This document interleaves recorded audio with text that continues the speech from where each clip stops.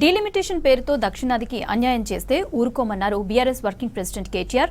సీట్లు తగ్గించి south states స్వరం తగ్గించాలని చూస్తే ఆందోళన బాట పడతామన్నారు. మేడ్చల్ జిల్లా పీర్జాదిగూడలో కేటీఆర్ సమక్షంలో పలువురు పార్టీలో చేరారు.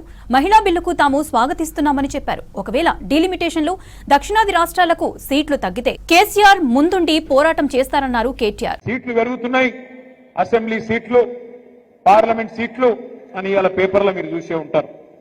కానీ అందులో కూడా ఏదో కుట్ర జరుగుతున్నట్టుగానే కనబడతా ఉన్నది. ఎందుకంటే బయటికి ప్రధానమంత్రి మాట్లాడినప్పుడు, నిన్నగాక మొన్న కేంద్ర మంత్రి కిషన్ రెడ్డి మాట్లాడినప్పుడు 50% సీట్లు పెంచుతున్నామని చెప్పిండ్రు. అంటే 110 ఉంటే 179 అవుతుంది, 60 సీట్లు పెరుగుతాయని చెప్పిండ్రు. 17 సీట్లున్నాయి పార్లమెంట్ లో, 26 అవుతాయని చెప్పిండ్రు. కానీ బిల్లు పెట్టిండ్రు, రేపటి నుంచి పార్లమెంట్ పెట్టిండ్రు. బిల్లులో మాత్రం 50% ముచ్చట లేనే లేదు. అంటే చెప్పేదొకటి, చేసేదొకటి. మీరు ఒక్క మాట యాది పెట్టుకోండి, భారతీయ జనతా పార్టీ ఎన్నటికి కూడా తెలంగాణకు మిత్రుడు కాదు. ఆనాడు 2014లో ఆంధ్రప్రదేశ్ పునర్విభజన చట్టంలోనే సీట్లు పెంచుదామనే ఆలోచన ఆ చట్టంలోనే ఉన్నది.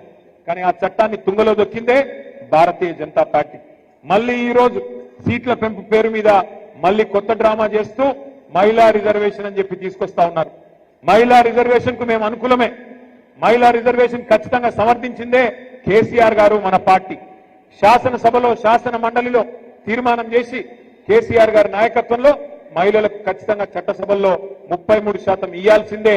మేము ఇక్కడ మార్కెట్ కమిటీలో ఇచ్చినాం, స్థానిక సంస్థల్లో 50% ఇచ్చినాం, మీరెందుకు ఇయ్యరు అని చెప్పి శాసనసభలో, శాసన మండలిలో తీర్మానం చేసి పంపిందే కేసీఆర్ ప్రభుత్వం, బీఆర్ఎస్ పార్టీ.